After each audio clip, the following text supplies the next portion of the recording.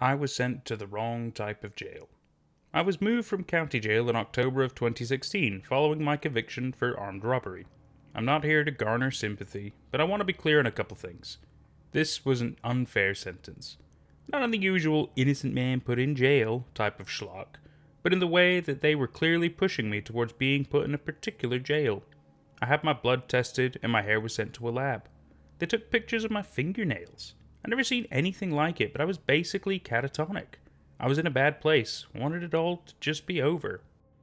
At the time, I didn't think much about the processing. I didn't think about the records that were passed between the guards and doctors, and I didn't care much about the blue rubber stamps that were put at the base of every signed legal document. I didn't know what was normal and what wasn't. I just wanted to get into the haze and no brain the next 6 or so years away. I was put in a cell with Lian Soon, a Chinese-American man. To this day, I don't have the slightest idea what he was in for. Guy looked like your average college kid, but there was just something off about him.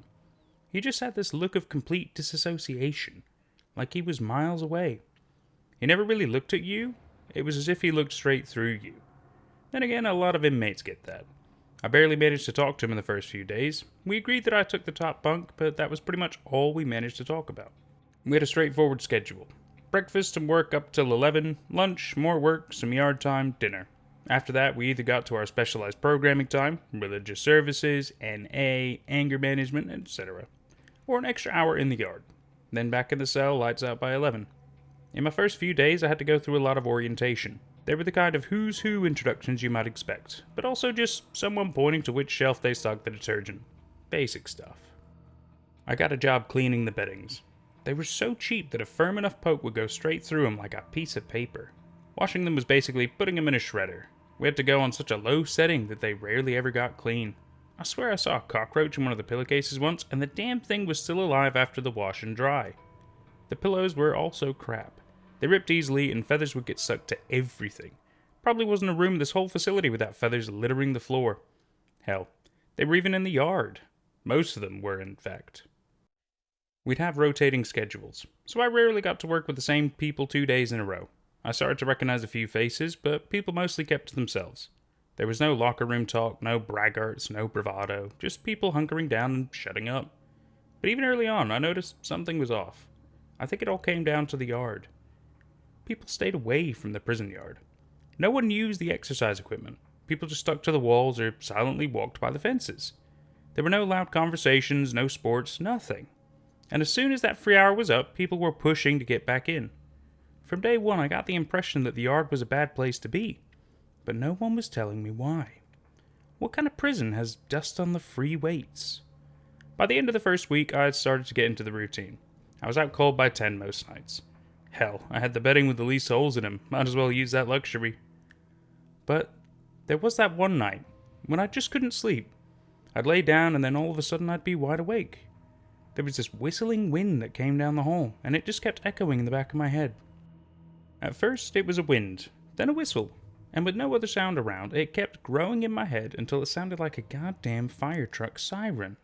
I pushed my hands against my ears, covered my head in a pillow, but it didn't do a thing. Finally, I just started to mutter to myself, just to fill the air with some other noise. "Please stop," I'd whisper. "Please stop." And the funny thing? It did. It stopped. The next day, I was exhausted. I kept nodding off breakfast, lunch, dinner, pretty much any time I could sit down. The guards would push me awake, and the other inmates just sort of stared at me. Some of them actively avoided me, like there was something wrong with me. When it was time for the yard, the guards took me aside and asked me to help clean the common area. No yard time for me, gotta sweep some feathers. That night, I went to bed as soon as I could. But the moment my head hit that pillow, I was wide awake again. And down through that hall, there was the howling wind. There was no way for me to sleep. The sound just kept growing and all my tiredness was just gone. Whispering didn't work anymore. I had to speak out loud. Around midnight, I was still awake. I was just lying there talking to myself, putting words to the random thoughts to the back of my head to keep my mind occupied. Anything to drown out that awful droning noise outside. I couldn't let it grow further. It was like trying to stop a ship from sinking, one bucket of water at a time. I don't have the slightest idea how Lian tolerated it, but he didn't say a word. Things just got worse. I couldn't sleep that entire night, so when it was time to get up, I could barely stand. I fell asleep brushing my teeth, dropping my toothbrush in the sink. I was so used to talking to myself by then that I blurred out whatever came to mind. I was sleep deprived, exhausted, and just confused. And people took notice. There was this one guy, Marlin, who was about as new as I was. Short, athletic guy who was just itching for a fight. I accidentally bumped into him in the lunch queue, and he went off on me. Pushed me out of the line, bashed me over the face with a tray, and just started wailing on me. The guards were taking their sweet time, so I just had to take it. But I couldn't. There was just something in me that wanted to hurt this guy. I grabbed his shirt and looked him in the eyes. "You want to get whipped, Greenie?" I said. "You want us to whip you?" I don't know where the words came from. It was just the first thing that came to mind, and the sleep deprivation just forced it out of my mouth like a hiccup. What did you say?" he stammered. "I asked if the little Greenie wanted a whipping." He backed off. His jaw went slack as he just stared at me, unblinking. Just as I'd found words out of nowhere, he'd lost them. His eyes teared up as he backed himself up against a wall. Prison guards came up to restrain us, and I could see all the fight had run out of him. "See you at the orchard, Greenie," I added. "Whip, whip." Marlin broke down. He screamed, tears running out of his eyes. He dropped to the floor and the guards had to carry him out. I thought I'd feel good after that, but the way everyone was staring at me made me feel like a museum exhibit. I had this sickeningly wide smile painted on my face. But it wasn't mine. None of this was me. I was losing control and it scared the hell out of me. I was a puppet. That night, I didn't even bother trying to sleep. I knew that as soon as I'd lay down to try, I'd just be wide awake again. Instead, I tried sleeping on my feet or sitting on the floor. This time, Leon couldn't ignore me. He sat up on his bed, looking at me instead of through me. "You on something?" he asked. "You itching?" "Nah," I said, shaking my head. "Just broken. Something's not right." "You phobic? Trouble with the walls?" "Maybe. I don't know. I can't sleep." "Looks like you sleep all the time, just not in here." "Yeah," I sighed. "Yeah, that's about right." "They stamp you when you got here? You got any stamps?" "Some, yeah, blue ones." "Everyone gets blue ones. What shape?" "Dunno," I shrugged. Leon took a long look at me. In those few dragging seconds, I could hear the wind outside growing louder, and I winced. I groaned to drown out the noise, but it was barely working. I might have to scream to keep it together for another night. "They got 2 stamps," he said. "A hand and a sunflower. You sure you don't know which one you got?" "Which did you get?" I asked. "What do they mean?" "I got the hand," he said. "Most of us did. No idea what it means, but the sunflowers are always a bit..." He pointed at me as to make a point. "Maladaptive." "Private prisons," I chuckled. "Bullshit, all of it." Leon leaned back in his bed and closed his eyes. "Yeah," he sighed. "Sorting us into flowers and hands like a goddamn daycare. Probably got a woodchuck and dolphin stamp too." Liam was out like a light, but as expected, I couldn't sleep. I paced back and forth, screamed into a pillow, and tried massaging my ears. The scratching noise sort of helped, but I still found myself restless. Finally, I got out of bed and pressed my head against the door. Maybe if I let the wind howl, it'll take pity on me. Maybe it would get to a point where it'd either kill me or stop. I didn't care which, as long as something happened. But the strangest thing came to me. As I pressed my head against the door, the sound became clearer. The wind softened to a whistle, and then a gentle hum. The more I tried to lean into it, to listen, the more beautiful it became. Right there, leaning against the door, I had the best sleep in my entire life. The next morning, Leon pulled me up as the guards did their rounds. I'd slept all through the night, and I felt amazing. But even then and there, at my best, I could hear a little piercing sound. That wind, that whisper, was still in the back of my mind, even now during daytime. But all I had to do was lean into it, to listen, and a wave of calm would wash over me. It worried me how easy it was. "You got through it?" Leon asked. "I'm getting there." I wasn't paying much attention during breakfast. I was zoned out, listening to what had turned into a melody. Something was speaking to me, but not through words, through emotions and sensation. So it wasn't a word that warned me about Marlin creeping up on me with a sharpened toothbrush. It wasn't the guards or the other inmates. No. It was something in the back of my mind screaming at me to hurt him. So I did. All I heard was laughter. There was this alien joy springing up in my chest, forcing me to my feet. I remember turning around and the world looking different. I felt 4 feet taller. I was looking into Marlin's eyes. But I didn't see him. I saw a teenage kid running through an orchard, hunted by his older brothers who wanted to beat him with a tire iron. Whip, whip! When I came to, I was still laughing. It wasn't my own laugh, and neither was the joy. The howling wind was finally quiet, but I felt like a stranger in my own body. I couldn't feel my limbs, and it took me seconds just to orient myself. To remember my fingers, my feet, my eyes. Marlin was bleeding on the floor from a dozen wounds. Deep bruising, broken bones, possibly brain damage from repeated hits to the side of the head. Involuntary twitching, like a fish out of water, his mouth opening and closing. Like me, he just couldn't find the words. It looked like I'd beaten him with a goddamn tire iron. I was taken back to my cell without a word, paraded through the halls like a prize. I could feel the other inmates staring at me, trying to figure me out. As soon as I looked their way, I saw them recoil. I don't know what the hell they'd seen, but they were looking at me like a goddamn monster. I was locked in my cell for hours. No one was allowed in, and all the while I kept hearing something in the back of my head singing to me, asking me to listen just a little closer.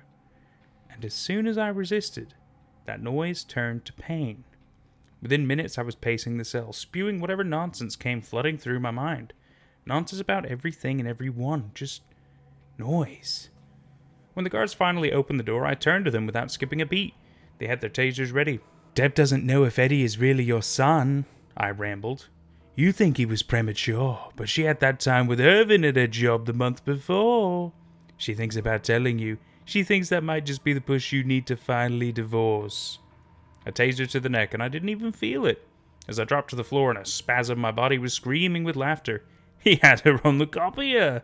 She didn't even think about you. She hoped to see him there again the next week. And there, somewhere deep inside, I found my own thoughts and words, standing by as someone else held the reins. I wanted to tear my ears out, to make it all go away, but I couldn't even move my hands. I'd listened too long and too closely, and now the guards were dragging me by the neck. They took me out to the yard. I heard them talking. They were standing next to me, carrying me, but it still sounded like they were in another room. I could barely make out their voices. "Hatcham mixed up the blood works," they said. "Got the wrong class."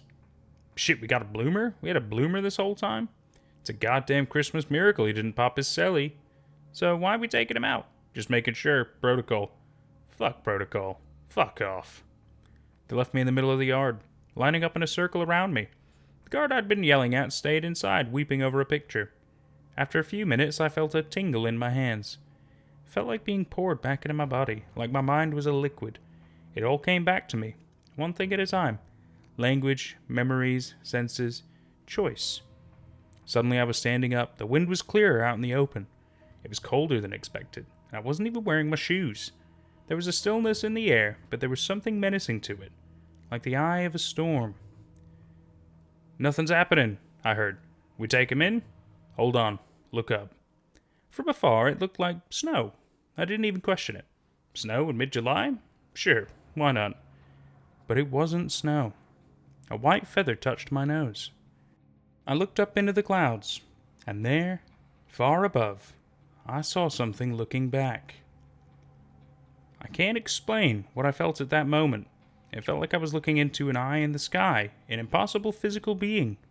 But there was nothing there. And yet it spoke through me, like playing a mind game of charades with myself. Pictures flashing in the back of my mind, trying to reach an understanding.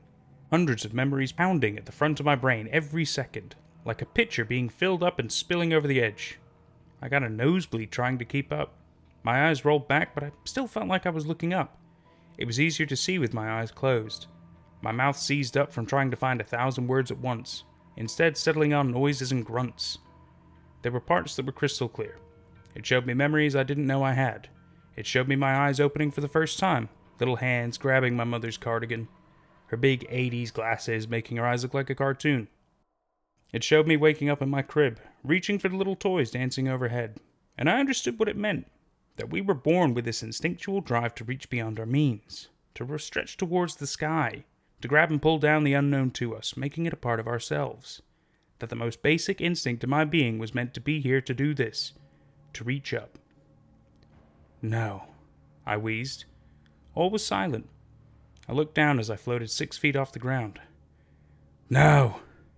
I groaned. Memories of long-lost dreams came rushing back. Pleasant thoughts you don't want to wake from. Promise of love, lust, joy, and comfort. It was all there, just waiting for me to take it. All I had to do was reach for it, to reach into the sky, and take it. But there was something more, that eye in the sky looking down at me. Not malevolent, not angry, not evil. Just vast beyond comprehension. I was nothing more than a strand of wheat being plucked into the air by a curious farmer. No! No, no, no! I screamed.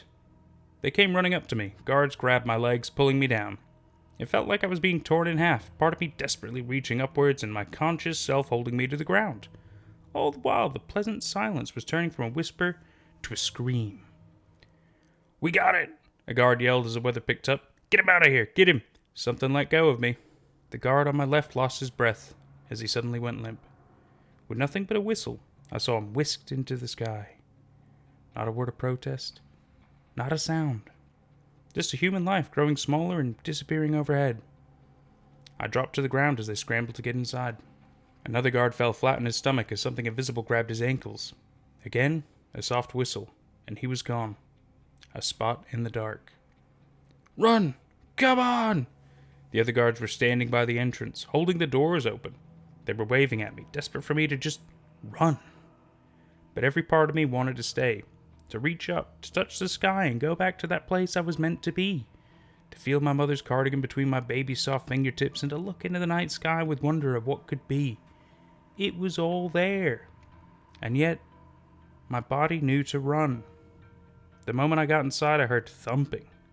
Chunks of meat sprayed across the yard, fragments of bone getting stuck in the barbed wire, fabric torn into shreds. Whatever was up there was happy now, and the howling wind was silent. We all just stood there. I could barely breathe. I'd been so close to surrendering, to give in to it. Whatever was up there had no intention of caring for me. There was no love, no joy, no comfort. All it could promise me was a swift death at best, or the life of a sleepless puppet.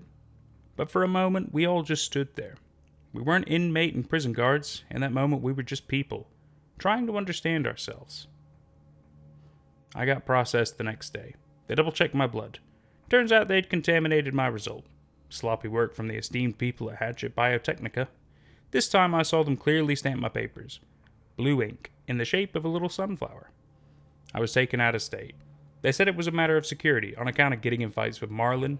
Apparently he'd broken both legs, and his shoulder. Still, I knew better. This wasn't a matter of security. This was about fixing a grave mistake. This prison had a purpose, but I wasn't part of it. Instead, I did my time in a place with no wind, and now I'm out on parole. To this day, I get a shiver up my spine when I hear the whistling wind. I'm scared of my dreams, of my memories. I'm afraid there's still something in me that wants me to go back, to look up. My psychiatrist, Dr. Bogan, tells me I've gotten agoraphobic trauma to deal with. She says she has some kind of experimental treatment for it. But I don't know. Overexposure therapy sounds dangerous. But even now, I find myself suddenly waking in the middle of the night, my body talking to itself, telling truths I couldn't possibly know to an empty room. Sometimes not even in my own language. Sometimes in no language at all. Every now and then, a white feather still lands on my shoulder, and I just know that looking up will be the end of me, or the start. And that was I Was Sent to the Wrong Type of Jail by Saturdead. Man, it's freaky. It's really freaky because it makes you really wonder kind of a little bit more of the details of what was going on exactly, why inmates are stamped in certain ways, what that signifies, what was the eye in the sky. It's interesting, I mean, it definitely feels like there's some kind of a more powerful force, and there's certain people susceptible to it. That much I kind of gathered. Clearly it kills things, but maybe it doesn't kill the ones that it wants? Question mark? I'm not entirely sure. But I really enjoyed the story. I thought it was really good. It was scary in kind of more of a psychological sense, which is still really good in my opinion. I thoroughly enjoyed it. I hope you did too, and we'll see you for whatever's next. Bye bye.